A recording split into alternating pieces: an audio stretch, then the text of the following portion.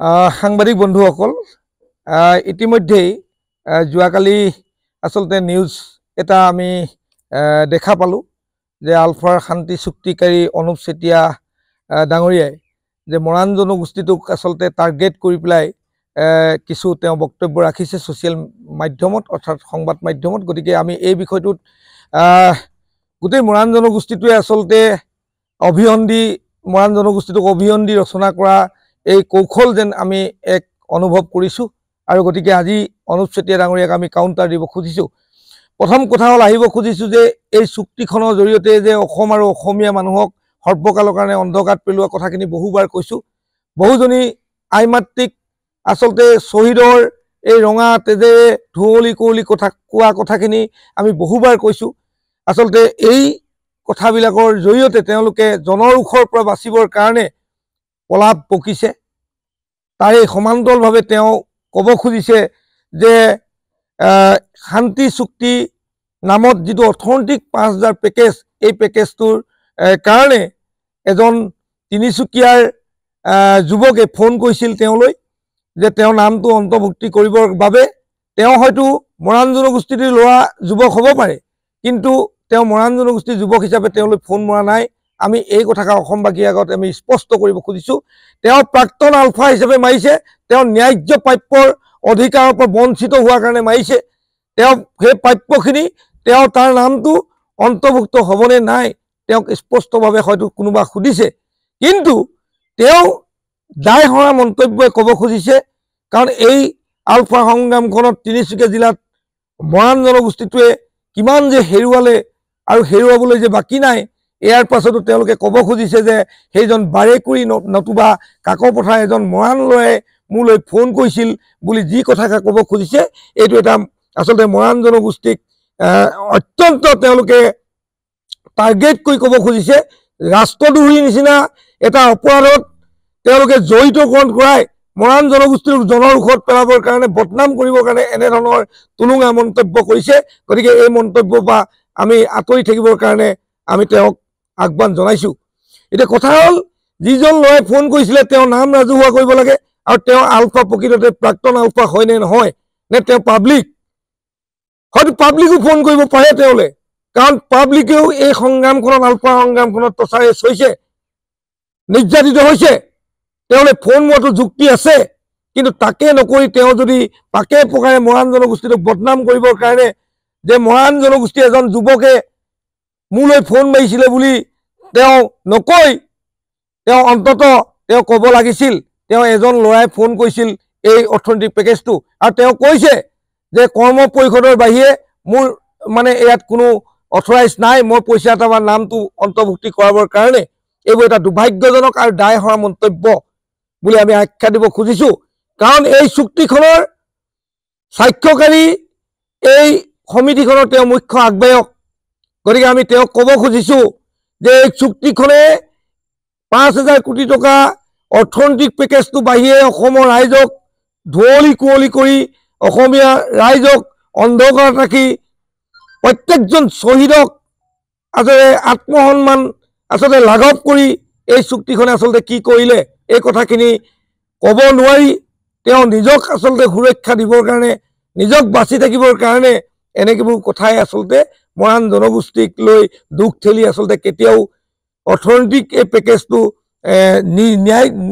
যিসকল নিৰ্যাতিতসকলে বঞ্চিত হ'ব তাৰ পৰা কিন্তু বাচি থাকিব নোৱাৰে, এই কথাকে আমি আজি ক'ব খুজিছোঁ। ইয়াত প্ৰত্যেকটো মৰাণ জনগোষ্ঠীটোৰ দল সংগঠন বা মৰাণ জনগোষ্ঠীৰ সচেতন ব্যক্তিয়ে অনুপ চেতিয়াক ক'ব লাগে যে আচলতে মৰাণ যুৱক হিচাপে অনুপ চেতিয়ালৈ কোনো এজনে আজি চাগে পইচা বিচৰা উদাহৰণ নাই। তেনেস্থলত তেওঁ মৰাণ জনগোষ্ঠীটোক মৰাণ যুৱক বুলি তাৎসল্য কৰা এই অধিকাৰ কিন্তু অনুপ চেতিয়াও নাই। গতিকে এই কথাখিনিও আজি মাধ্যমৰ জৰিয়তে আমি ক'ব খুজিছোঁ। আৰু এটা কথা ক'ব খুজিছোঁ যে হাজাৰ যুৱক যুৱতীয়ে আচলতে তেওঁলোকক আজি স্বাধীনতাৰ এই অলিক সপোন দেখুৱাই তেওঁলোকে শ্বহীদ বৰণ কৰোৱাই তেওঁলোকে অন্ততঃ ক'ব লাগিছিল, লাজ কৰিব লাগিছিল যে এই অৰ্থনৈতিক পেকেজটো কোনে পাব নেপায় এইটো মোৰ ওচৰত অধিকাৰ নাই বুলি ক'বৰ কাৰণে চহী কোনে মাৰিছে? অসমৰ পাব্লিকে চহী মাৰিছে নেকি এই চুক্তিখনত? গতিকে এই নিৰ্লজ্জ কাণ্ডবিলাকৰ পৰা অন্ততঃ আঁতৰি থাকিবৰ কাৰণে আমি আহ্বান জনাইছোঁ। যে যোৱা এই দুদিনত 15 আগষ্টৰ পৰিপ্ৰেক্ষিতত আলফাই য'ত বোমা সংস্থাপন কৰা বিষয়টোৱে এটা তুংগত উঠি আছে অসমৰ বিভিন্ন তুংগত মানে ৰাইজত তুংগত উঠি আছে এই বিষয়টো কিন্তু তেওঁ নিজেই সংবাদ মাধ্যমৰ আগত স্বীকাৰোক্তি কৰিছে যে পৰেশ বুঢ়া ডাঙৰীয়াই বোমা অসমৰ বিভিন্ন স্থানত সংস্থাপন কৰা দিশটো তেওঁৰ লগত বহুবাৰ অৰ্থাৎ 10 বাৰ বাৰ্তালাপ কৰিছে গতিকে আমি এটা দাবী কৰিব খুজিছো যে বোমা সংস্থাপনটো কৰাৰ এই গোটেই পৰিকল্পনাটো অনুপ চেতিয়া আছিল নেকি যদি এজনী সৰু ছোৱালীয়ে যদি এটা কবিতা লিখোতে ৰাষ্ট্ৰদ্ৰোহৰ অপৰাধত জেল হাজতলৈ যাব পাৰে তেনেহ'লে বোমা সংস্কৃত এনেকুৱা এটা স্পৰ্শকাতৰ বিষয় 10 বাৰ টেলিফোনত কথা পতাটোৰ কাৰণে অনুপ চেতিয়াক কেতিয়া ভাৰত চৰকাৰ আৰু অসম চৰকাৰে ৰাষ্ট্ৰদ্ৰোহৰ অপৰাধত জেল হাজতলৈ প্ৰেৰণ কৰিব এই কথাক অসম চৰকাৰক আমি দাবী জনাব খুজিছো গতিকে এই কথাবিলাক আছে চালে বে কুবুৱা কথাৰে আচলতে অসমীয়া মানুহক বিভ্ৰান্তি কৰা অস্বস্তিত পেলোৱা বিভূতিত পেলোৱা এই কথাবিলাকে আচলতে কেতিয়াও অসমীয়া মানুহক কেতিয়াও আসলে ভাব ম্লান কৰিব নোৱাৰে এই কথাখিনি আজি সংবাদ মাধ্যমৰ জৰিয়তে আমি ক'ব খুজিছো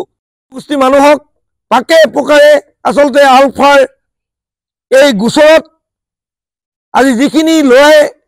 আজি আলফাৰ জন্মলগ্নৰ পৰা অসমীয়া জাতি সমান্তৰালভাৱে মৰাণ জনগোষ্ঠীটোৱে আজি ভুগিলে এই কথাখিনি কিন্তু মৰাণ জনগোষ্ঠীৰ প্ৰত্যেকজন মানুহে আজি তাৰ দুখৰ বেদনা পাহৰি যোৱা নাই তাৰ পাছতো অনুপ চেতিয়াই মৰাণ জনগোষ্ঠীটোক এনেকে অভিসন্ধি কৰি টাৰ্গেট কৰি এনেকুৱাকে মৰাণ জনগোষ্ঠীটোক হলঠেকত পেলাই এনে কথা অবাঞ্ছিত আসলতে মন্তব্য কোৱাটো কোনো এজন সচেতন মৰাণ মানুহে কিন্তু ইয়াক গ্ৰহণযোগ্য হিচাপে নলয় আৰু পৰৱৰ্তী সময়ত এনে মন্তব্য উঠাই ল'বৰ কাৰণে আমি দাবী জনাইছো যদি তেওঁ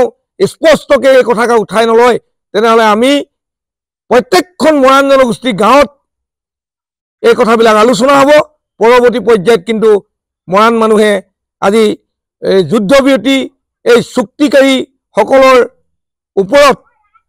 এক কঠোৰ সিদ্ধান্ত ল'বলৈ বাধ্য হ'ব যে বিভিন্ন সময়ত তেওঁ বাৰে বাৰে কৈ আছে যে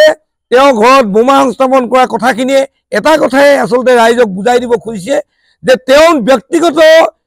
দেহৰক্ষী বৃদ্ধি কৰাৰ কাৰণে এনেকুৱাবিলাক পলাপ বকিছে ভাৰত চৰকাৰ আৰু অসম চৰকাৰে এটা চোৱাংচোৱা শক্তিশালী বাহিনী থকাৰ পাছত অনুপ চেতিয়া নিজেই ক'ব নালাগে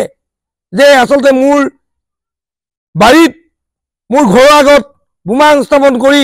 মোক কিবা পৰিকল্পনা কৰিছে তাতো আচলতে তেওঁ সন্দেহৰ আঙুলিটো আহিছে তিনিচুকীয়াৰ মৰাণ জনগোষ্ঠীলৈ এনে অবান্তৰ কথাবিলাকৰ পৰা বিৰত থাকিবৰ কাৰণে আমি আহ্বান জনাইছো গতিকে যিকোনো পৰিস্থিতিৰ বিনিময়ত আমি আকৌ কৈছো প্ৰয়োজন হ'লে অসমত এটা দিনত ৰাইজ মেল হ'ব তেওঁলোকে তাত উত্তৰ দিব লাগিব অসমৰ খিলঞ্জীয়া জনগণক জাতীয় অস্তিত্ব সংকটত আচলতে তেওঁলোকে যিখন চুক্তি অন্ধকাৰ থৈ কৰিলে তাৰ উত্তৰ কিন্তু এটা এটা আখৰে এটা এটা শব্দৰে এটা এটা বাক্যই তেওঁলোকে উত্তৰ দিব লাগিব এইবোৰ কথাৰে আচলতে অসমীয়া মানুহক কেতিয়াও আচলতে অস্বস্তিত পেলাব নোৱাৰে গতিকে আমি নিশ্চিতভাৱে আজি এই কথাখিনি আমি ক'ব খুজিছো গতিকে আৰু তেওঁ এটা কথা আৰু সংবাদ মাধ্যমৰ উল্লেখ কৰিছে যে আলফালৈ তেওঁৰ বিৰুদ্ধে এখন চিঠি দিয়া বুলি তিনিচুকীয়া জিলাৰ পৰা তেওঁ এই কথাকে কৈছে গতিকে আমি আলফাৰ সেনাধ্যক্ষ পৰেশ বুঢ়া মহাশয়কো আমি আহ্বান জনাইছো এই চিঠিখন আচলতে কোনে দিছিল এই চিঠিখনো ৰাজহুৱা কৰিবৰ কাৰণে আমি আহ্বান জনাইছো আমি অনুৰোধ কৰিছো গতিকে এনেকে ধৰণে বিভ্ৰান্তিমূলক কথা কৈ আচলতে যিহকে হকে বিহকে কথা কোৱাটো আচলতে কেতিয়াও উচিত নহয় আৰু এটা কথা খুব স্পষ্ট ধৰণে আমি ক'ব খুজিছো যে 2007 চনত যিমান সম্ভৱ বাংলাদেশৰ পৰা অনুপ চেতিয়া ডাঙৰীয়াই মুক্তি লাভ কৰি অসমলৈ আহিছিল ভাৰতবৰ্ষলৈ প্ৰত্যাৱৰ্তন হৈ আহিছিল 2017 চনত ক্ষমা কৰিব সেই সময়লৈকে অনুপ চেতিয়া ডাঙৰীয়াই আলফাৰ সাধাৰণ সম্পাদক হিচাপে তেওঁ পদবীত আছিল কিন্তু অতি দুৰ্ভাগ্যৰ কথা অতি পৰিতাপৰ কথা তেওঁ 2017 চনত আলফা স্বাধীনৰে তেওঁ এজন আচলতে বিষয়া তাৰ পাছত আজি টকাৰ খকত মতলিয়ান হৈ তেওঁ সাধাৰণ সদস্য এটাই যদি ফোন কৰে তেওঁ সুধে তুমি আলফা স্বাধীনৰ নে আলফাৰ তেওঁ পৰেশ বুঢ়া মহাশয় তেওঁ ক'ব পাৰিব নোৱাৰে যে তোমাৰ লগত মোৰ একো কথা নাই তুমি আলফা স্বাধীনৰ মইহে আলফা প্ৰকৃততে তেওঁ আচলতে তেওঁৰ লগত কথা পাতিলে তেওঁ যেন এনেকুৱা লাগে